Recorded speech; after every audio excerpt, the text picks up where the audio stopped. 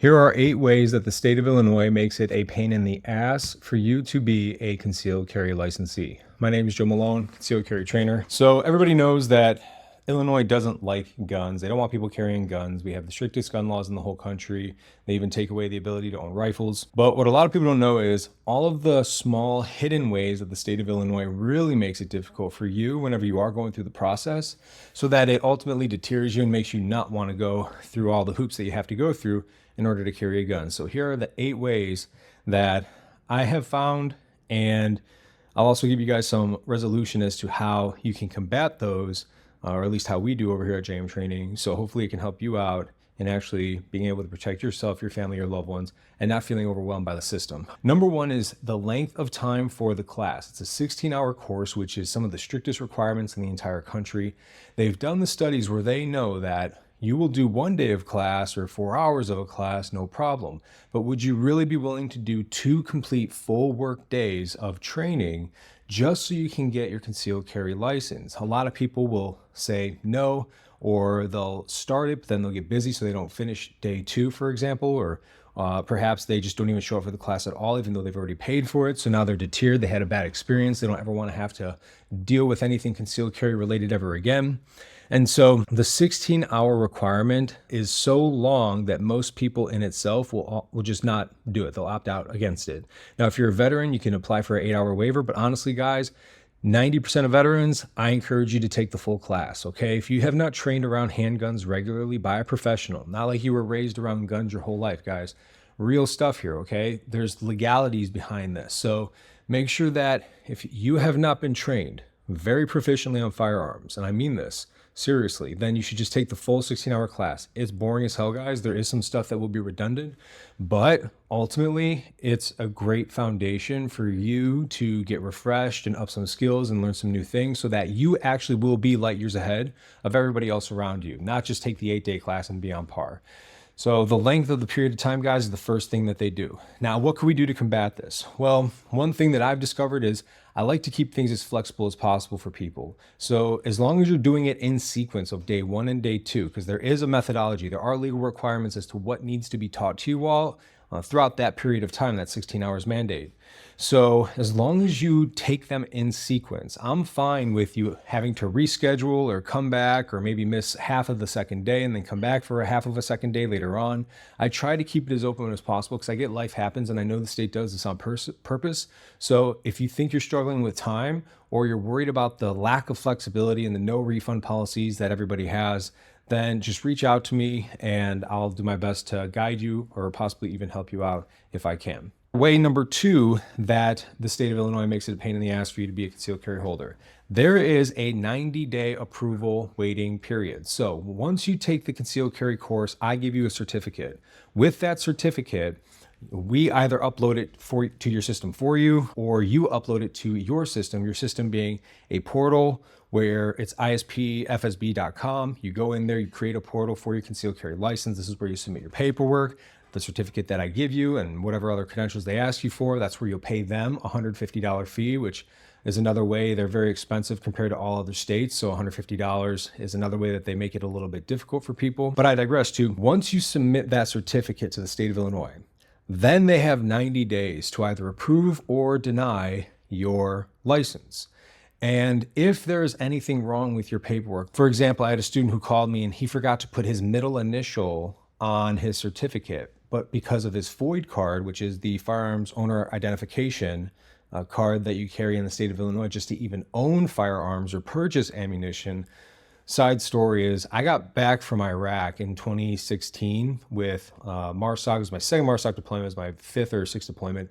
And I went to go shooting with the woman who's now my mother-in-law. I forgot my FOID card because I forgot that was even a thing. And I had my military ID, but the woman at Walmart would not give me ammunition. And I literally just got back from Iraq like 2 days ago. Like I got caught in O'Hare Airport on a holiday weekend where I literally came just from Iraq that morning. And then I asked my first sergeant if I could roll out for the holiday weekend. He said, just be back by Tuesday or whatever it was. And so now here I am trying to go shooting and I can't even buy ammunition. And I was just dealing with millions and millions of rounds like a few days prior. So anyways, and hand grenades and rockets. But so the FOID card his certificate did not have the exact same name. He forgot his middle initial, so they denied it. They waited till day 89 to deny him. And that's what the problem with this is that they have 90 days to approve or deny. They'll wait till the very last day before they tell you, hey, your license has been denied because of this administrative error. Please correct it. So now you resubmit that certificate, and guess what? You got to wait another 90 days. Now, there are ways to supposedly expedite this process. You can get fingerprinted. You go to a live scan person. They call it live scan. And it's like, I guess, a live scan of your finger.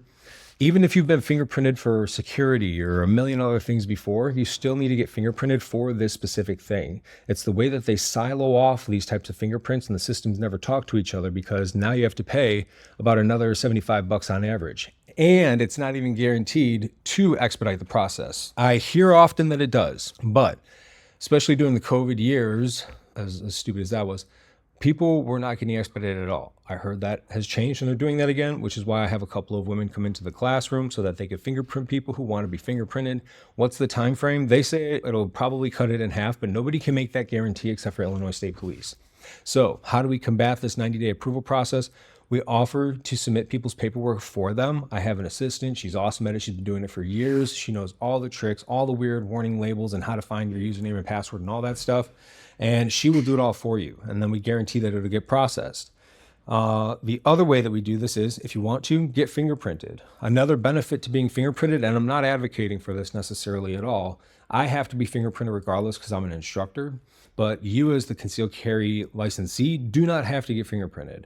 But when you do, every time that you update your concealed carry license or every time that you purchase a firearm, your FOID automatically renews for another 10 years, because your FOID is for 10 years, your concealed carry license is for 5 years. That's another way they do it. They make this confusing as hell. And so anyways, guys, that's how we can combat that 90-day approval process, is have somebody, a professional, submit the paperwork for you, and or if you choose to, get fingerprinted to expedite that process. Now, the next way they make this a pain in the ass is because if you have any problems, there's nobody you can call.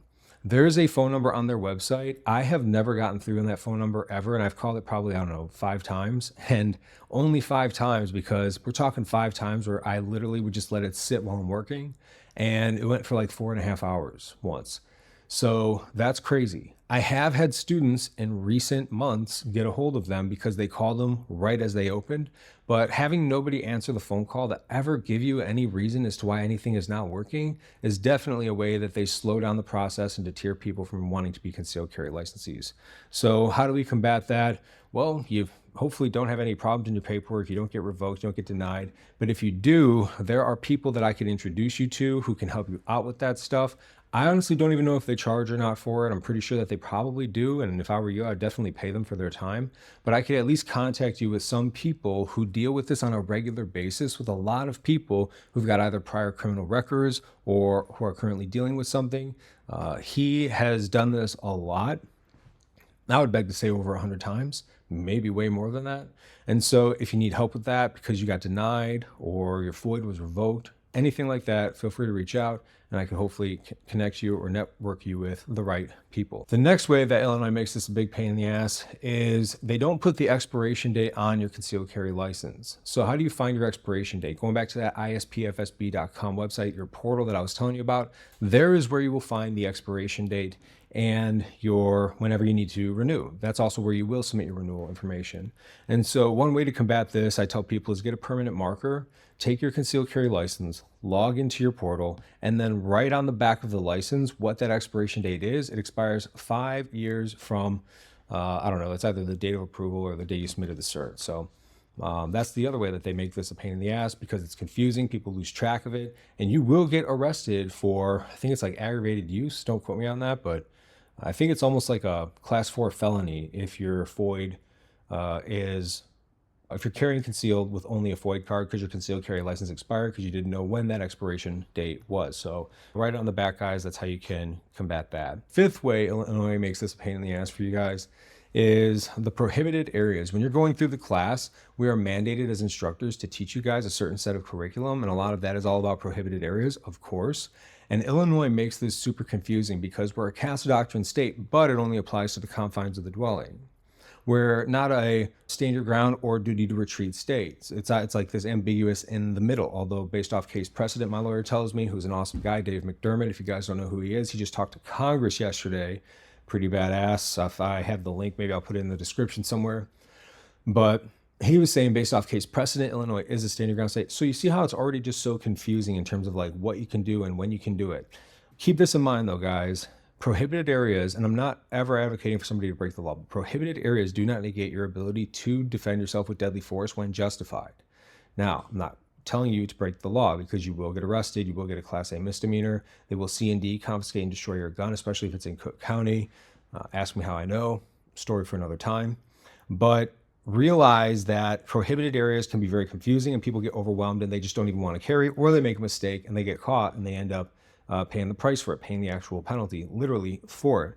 So how do we combat against this confusion? Well, the first thing is have insurance. In my opinion, that's just my opinion. I brokered the craziest deal with the US CCA where you could literally get their membership for free, absolutely 100% for free when you train with me. So if you want information on that, then hit me up because I'm telling you guys, it's going to blow up, and it is, in my opinion, the greatest firearms training program out there when it comes to concealed carry and self-defense and personal safety.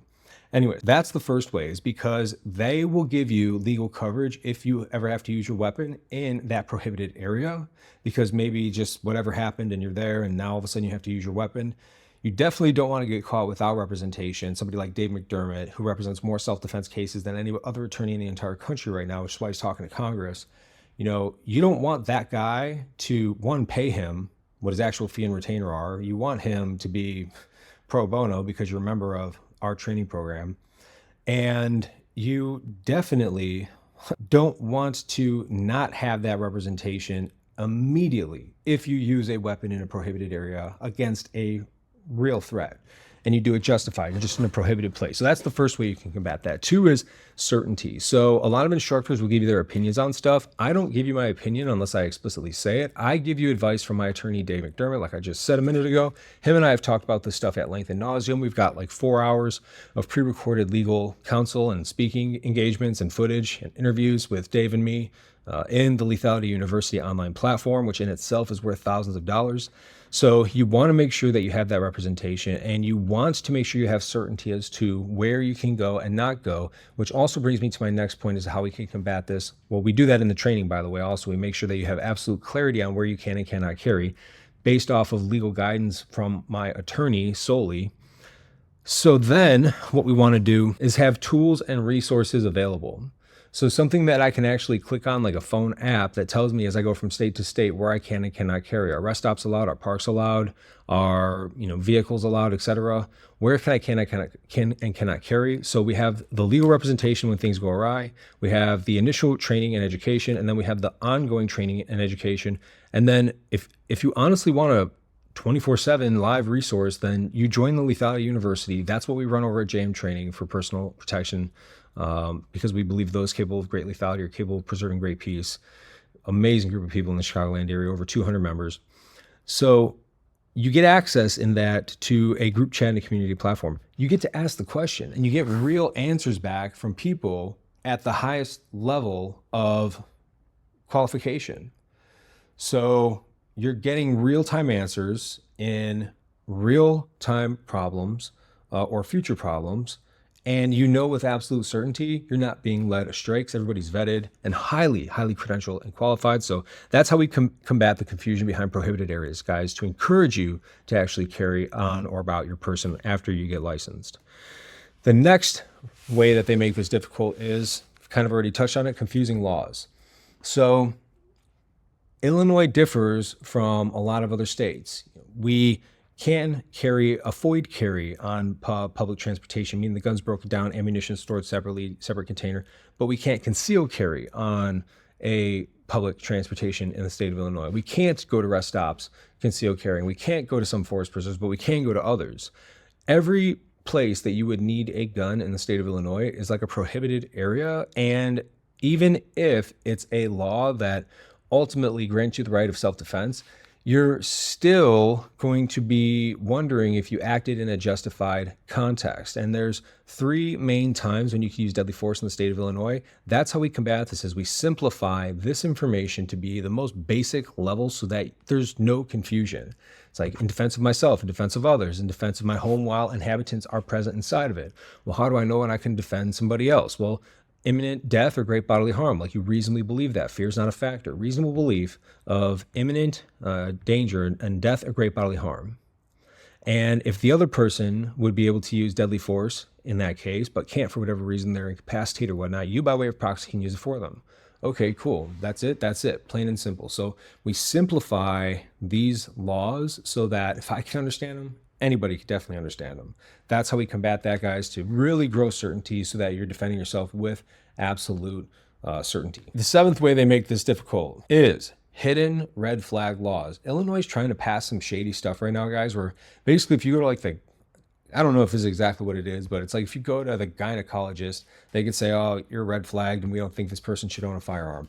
Some crazy stuff like that is what's going on within state legislation. And the unfortunate part is that, as a state representative once told me, if you're on the opposing side, you're basically just a seat placeholder for the next election. And hopefully you guys can maintain that seat and hopefully hang on long enough to where the insanity stops and we start representing more balanced sides of each party into the state Congress. And so this isn't going to go away. Just be aware of that. Also, how do we combat this? Having legal representation who helps us with this, which is what we do at JM Training with your free US CCA membership. That like it's all covered where they will help you through those red flag laws so that you can fight against them if some doctor or some random neighbor or something pulls some BS on you and they come to take away your gun. So that's how we combat that one, guys. And then lastly, you're going to forget what you learned, especially if you're new to firearms, even if you're not that new. Everybody learns something in our class, regardless of your experience level. And that just comes from all my years of experience at a very high optimal level in terms of like proficiency and science and application and all that stuff. So 90 days is going to go by from the time you finish that class until when you get your license, if it all goes smooth. You are going to forget 99% of what you learned in this 16-hour fire hose. Like, the amount of information you get is still below baseline minimum, in my opinion, but it's still a lot very quickly, and you're jaded, you're tired, etc., especially if the trainers aren't good. But even if they're great like we are, and we're engaging, and we make you do things, you're still going to forget about 80% of that class. So how do we combat all of this? Well, the first thing is we simplify to a couple of main tasks. One, you're going to learn the most important weapons manipulation skill. And 2, you're going to learn the single most important thing about all firearms handling ever in life, and that's the weapon safety rules. So if you take away those 2 points, you can lock the slide to the rear, most important thing for weapons manipulation. And if you can memorize and apply those weapon safety rules, that's a huge win. You're going to be so safe with guns for the rest of your life. Straight up, plain and simple, as long as you're continuously practicing those. Now, the other way that we combat this is we've started to offer a refresher training course. So after the second day of your concealed carry class, what we're going to tell people is, look, at day 40 and at day 80, if you guys want, you can sign up for a refresher class. It's like a half a day. It's like a day of training, like 6 hours.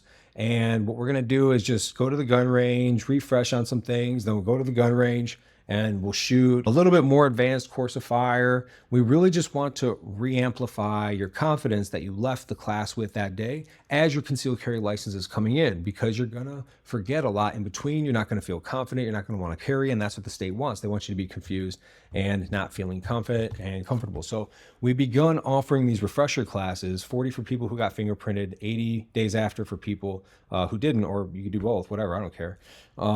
That way you are going into this with some steam, with some momentum, and you're going to learn a lot just by reinforcing it that one day, because the vast majority of people never even take a second class after their initial concealed carry course, except for the legally obliged refresher every 5 years. But that's stupid. Don't do that. This is the smart way to go.